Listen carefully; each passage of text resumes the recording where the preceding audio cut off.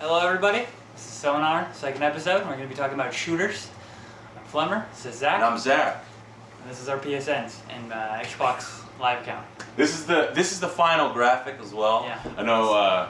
It took me a while to get it down. Yeah, but this is it. Yeah. So. Because we didn't have this last time. Yeah, we had our names and they were. No, we didn't have cut anything. Out. Your name's not cut, isn't it? Yeah, we're good. We didn't have anything else. But we fixed it. This is all it. So it's better. So we took some online feedback to everything that we kind of read from you guys, and we're gonna go ahead and work on making these shorter and more precise. So we're gonna cut our tangents, but we're gonna add bloopers now. Yeah. So a lot more fun. We'll start throwing up extra videos of us doing bloopers. We're also going to start throwing out some new media, so be sure to look out for that stuff, guys, because it's going to be really awesome.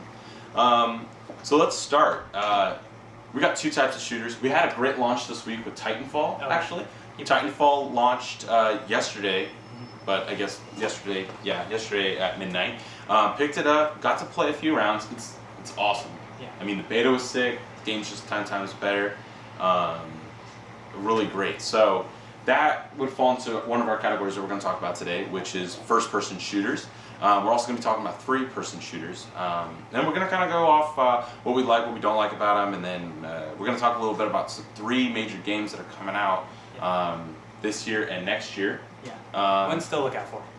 Yeah, exactly. What to look out for them. We'll kind of go on our tangents, but we're going to keep them short. Yeah. All right. So let's start with first-person shooters. Yeah. I like the level of creativity, especially when I started. I don't know if any of you guys played Resistance: Fall of Man on the PS3. Definitely. Launch title, but the reason I think I like that game so much is because of the weapons. The auger, the bullseye, those weapons really stood out for me. You can tag an enemy, and then the bullets will follow them when they're around a corner. You know what, too? Because I mean, since we'll just talk about both first-person and third-person at the same time. Because like, if we're talking about Resistance, you have to give its counterpart on the Xbox One, a third-person shooter, Gears of War. Yes, yeah. That basically, I mean, that's what made Gears of War so cool, was the creativity, the locust monsters, the takedowns, the different weapons that you got, like the Lancer, and it has the chainsaw on it, and then like the locust weapons. I mean, there was so much different creativity in both those games, and they were both kind of like the same style, like an alien sci-fi shooter that has a little bit of like the end of the world type thing going on. Yeah. Crazy apocalyptic, man fights all or dies all kind of thing. Yeah. But creativity is really what kind of brings some shooters to stand out compared to others. Like, I mean, I'm not bashing on Call of Duty or anything. I mean, Call of Duty has been a game that's been around forever, and it's kind of established its dominance. Yeah, oh, no doubt. I mean, I loved the World War II ones, but their creativity, it's kind of like... It's started to dwindle. Yeah, they're kind of staying on that same, what they're comfortable with. Yeah, comfortable. But I mean, it's popular. I mean, it sells. It's probably one of the top games played. Yeah. Top bought games. So I mean, they're doing something right. Yeah. But both first-person and third-person shooters, something we really do adore is creativity. Yes. But going off to something you said, you kind of brushed on it. Something else that we both like is the level of chaos. Oh yeah. So whether it be a campaign mode or multiplayer mode, like when I started playing Resistance, it was 40 people online, and like for a console that's pretty astounding. For PCs, obviously not too easy to do, but for a console, that's insane. Like small maps, fairly sized large maps, but 20 people versus 20 people, or you versus 39 other people, that's pretty impressive. And then Resistance 2 jumped that up to 20 more people, so 60 people at the same time on one map. I'm very impressed by that, especially back then. I wish they kept doing that. I think MAG had that. That was like 108 people on one game, but they took that game out, so that's gone. But level of chaos is great for a shooter, especially if it's got really good mechanics. Well, yeah, I mean, that's something I feel like we both enjoy about Battlefield 4 when we play, is that level of chaos. Yeah.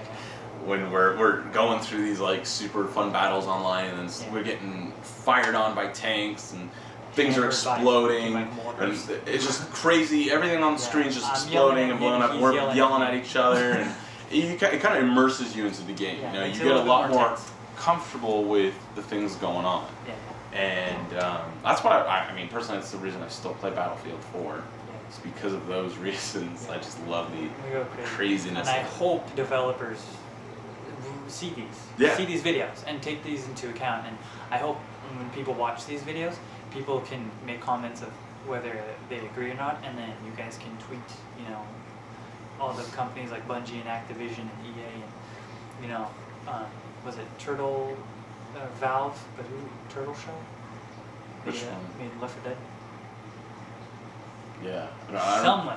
I Jumped know what my you're mind, talking but about. if you know, if you guys agree with these kinds of ideas, let the developers know, because it will help in the future. If you guys give them more feedback, they'll know. You Yeah. know, if all you guys do is just get angry at them, what are they gonna do? You know. Yeah. So give them positive feedback, because it helps make the experience for all of us that much better. Definitely.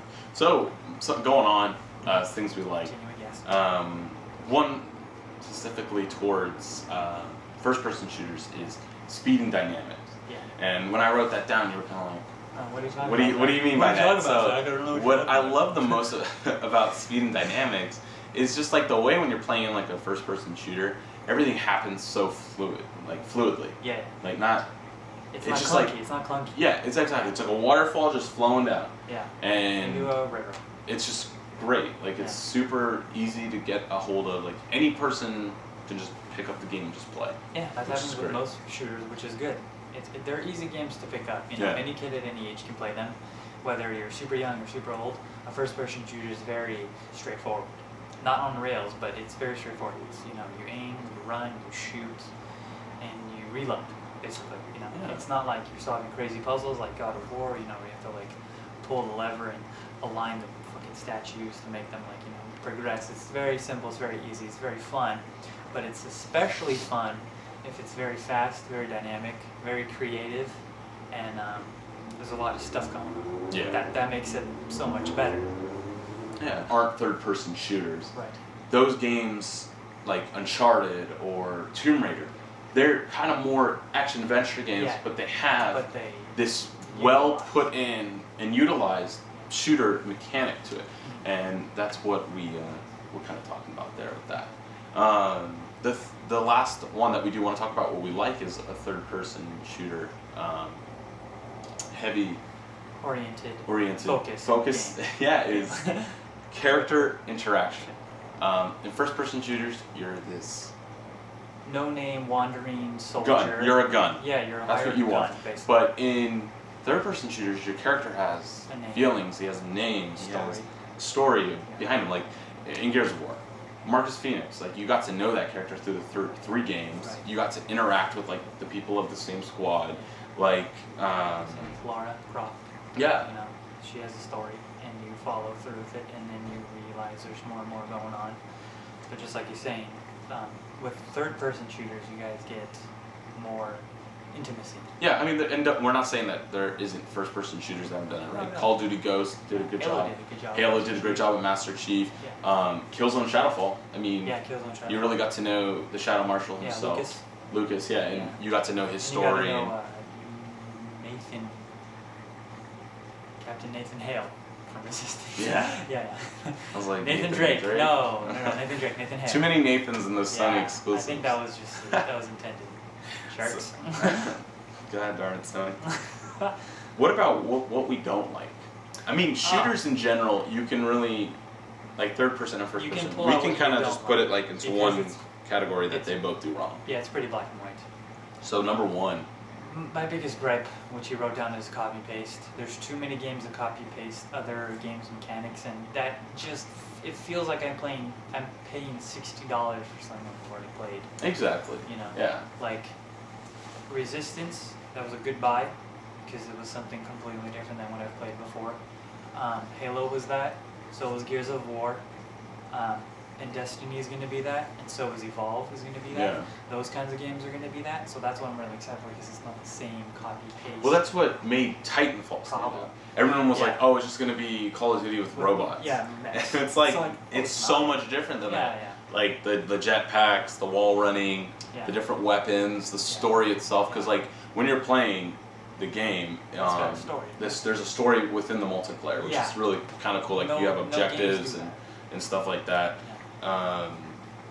But I mean, copy and pasting kind of brings in the other things that we don't like, which is Super Soldier Syndrome. Yes, it's too much. Every single one, there are these. I mean, Halo gets the benefit of the doubt because he is a super soldier. Yeah, Like, he's a Marine. you're like these genetically engineered Marines that are just unbeatable. So that makes sense. But like Call of Duty, they did on Black Ops. I loved Black Ops 2, which is hilarious. But in Black Ops 2, they had like had this moment where you're the bad guy and you're just like hacking and slashing people with like axes or machetes or something. I don't remember what exactly. Wow. And you're like unbeatable. Like you're just like. I mean, come on. That We all takes a know lot if you of take a machete to someone, it's going to take a few slices to kill them. Yeah. I mean, let's be honest, you can kill someone with one slash of machete. Yeah. But if you hit him in the leg, pretty sure I'd still be. If I had a gun and I saw you coming at me, I'd pretty sure I'd shoot you. Yeah. But yeah, that Super Soldier Syndrome just kind of kills it for me. It's got to slow down or stop. Yeah, exactly. And then it kind of brings in the lack of character development. Like that character doesn't evolve, it doesn't change. They're kind of still that same person, because why change when you're a super soldier? You know, you have all the power you need to be there. Yeah. How about the one that you brought up that I really got enlightened by was the lack of risk. Oh yeah. So yeah. Why don't you elaborate? Yeah. So basically, I'm saying is that just like copy paste, not a whole lot of people are taking risk on like games like 1313, Star Wars 1313. That had a really good premise and everything, but they even got canceled. But like I think when you have something really good and people get used to it, but you see all these other things on the market, you don't want to continue to take that risk. Like how Resistance 2 became almost like another shooter to me. Like 1 felt original, but 2 felt like it was being too much like Battlefield almost. And then so was Resistance 3. Never that game was You didn't like it? Not really. Yeah, I mean, it had good good visuals. Visuals. It had good visuals. But other than that, the game itself was kind of like. I would hope people take more risks, like Bungie. And Bungie's like taking a how huge Valve risk. is taking a risk. Valve is taking a risk. Yeah. You know, here's one that we haven't talked about that I should have brought up, which is a purchase I just made from Xbox One. PopCat. Bravo on throwing out Plants vs Zombies Garden Warfare. Oh, okay. Like this is a iPhone game that it's like a castle defense game. Castle defense game, Yeah. and they turned it into this like shooter. It's hilarious. It's so much fun to play. So no, I think that's taking a risk. Titanfall's taking a risk. What are some other games that have taken a risk? I mean, there's a few out there that we're probably not mentioning. We apologize, but you guys can. Yeah, I mean, you leave guys them in the comment. There's games out there that are really throwing it out there. Oddworld Stranger. Yeah. Have you played that? I have it on the my friend my Anthony Vita. played that game, and that game is awesome. Like Definitely taking risks. You use little furball things. Yeah. Like not aliens, but like little. They're like little creatures. Yeah, little critters, and you shoot them off your little crossbow. That's a cool idea, you know. Like where you can like incapacitate one, and then you can like knock one out. You know, you do like a mixed match thing, and it's got platforming. But it's first person and third person mechanics that work really well together. That's a good risk. Yeah. Like Oddworld was a side-scrolling platformer, and then they decided to make it into a third-person platforming shooter bounty hunting game. It's a pretty cool idea. I actually liked watching my friend play it. That was a really cool game. That was a really cool idea. Yeah. And I'm glad they brought it to the PSN too. Yeah, I have it on my Vita. Yeah. It's fun. Yeah. But I mean, we've already kind of brushed on some of the games that we're excited for, but we're gonna kind of talk about them a little bit more. Yeah. There's 4 of them that stick out for us that we're just gonna name off, and then we'll just make it a discussion about it. Yeah. Those games are Destiny, Evolve, Halo, which could be 5, we don't know yet, and Star Wars Battlefront. Yes. So I mean, Destiny, we're actually going to talk about it in our next episode a lot more. Yeah.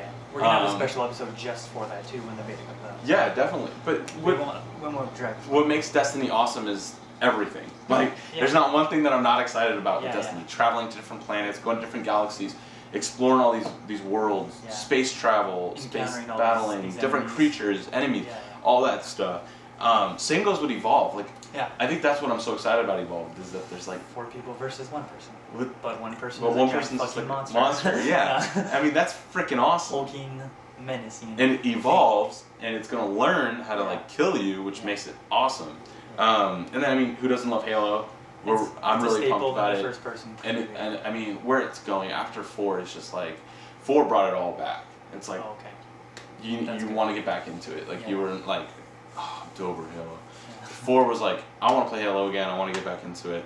And then I mean, I brushed on Star Wars Battlefront. We don't know anything other than that EA and DICE are working on it. They showed the trailer at E3 this past year. It was awesome. It got everyone hyped. People are talking about it. And now we're hoping at this E3 that we'll see maybe some gameplay, we'll see some footage, we'll see something that just like gets us like wanting that game. Yeah. But I mean, shooters are going in the right direction, no doubt. Oh, so yeah, they're getting their reins back, or they're getting their balance back.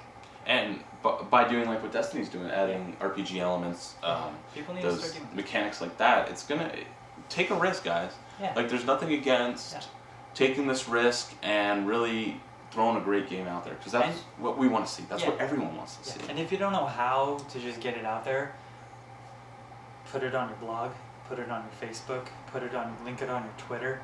If you have a Tumblr, put it on your Tumblr. But just be like, hey guys, we're thinking about doing this with this, and then we're probably gonna add this to it. What do you guys think?